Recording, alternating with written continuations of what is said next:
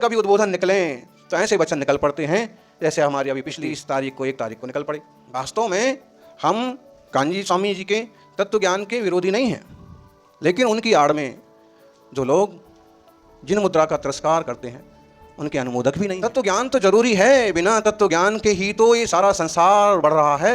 इतनी पर्यायें हो रही हैं, निरंतर आश्रव बंध चल रहा है। तत्व ज्ञान के साथ साथ वेद विज्ञान के साथ साथ मुनि राजों ने समय सार के ज्ञान के साथ साथ उसको प्रयोग करने का, प्रैक्टिकल करने का भी पुरुषार्थ प्रारंभ। इसलिए कहीं भी तत्व चर्चा हो, तत्व गोष्ठी हो, तत्व ज्ञाता हो, उनकी आलोचना तो ठीक नहीं है, लेकिन इस कलिकाल में भी दिगंबरत्व की साधना का पुरुषार्थ कोई जीव कर रहे हैं तो उनकी आलोचना भी बिल्कुल ठीक नहीं है। भाई, आप केवल शास्त्र जी पढ़ करके ज्ञानी हो गए तो उन्हीं शास्त्रों को पढ़ करके बराबर उसी तरह का शास्त्राभ्यास, तत्वाभ्यास करके और उसको मूलाचार के साथ जोड़ करके जीने वाले मुनिराज क्यों नहीं होंगे ज्ञानी? मार्केट में भी समझदार लोग सोने को सोने की नज़र से ही नापते तोलते हैं, चाहे किसी की दुकान पर बिक रहा हो।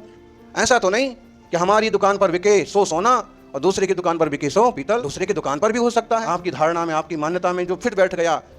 ऐसा नहीं करो। ऐसा आग्रह रखना आत्मा के लिए, धर्म के लिए, मार्ग के लिए घातक। सोना सोना होना चाहिए, भले कहीं भी हो। इसे तो खोजो, कभी मिले तो उसका लाभ लो, उसको मान। असहज करने वाला जो एक वचन हमारे मुख से निकल गया, वो भी हमने उसी साहित्य में पढ़ा। हमें उस वचन का प्रयोग नहीं करना, क्योंकि लेकिन उसका हमारा आशय था, उदाहरण था कि जब एक आत्मार्थी अविरति के चरण स्पर्श इतना अच्छा फल हो सकता है, तो आत्मार्थी रत्नत्रयधारी के चरण स्पर्श का अच्छा फल क्यों नहीं हो सकता? आग्रह किस बात के? हम निराग्रही आचार्य पूज्यपाद स्वामी स्टोप आखिरी श्लोक में कहते हैं, मुक्ताग्रहो विनिवसन सजने बनेवा।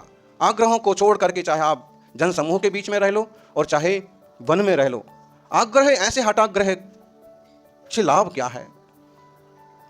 हमें अनिकांतवाद स्यादवाद यही तो सिखा रहा है कि इस अनिकांत स्यादवाद से, नए निक्षेपों से वस्तु व्यवस्था को समझ करके अपने को पकड़ो, पोतानु आत्मानु कल्याण करो।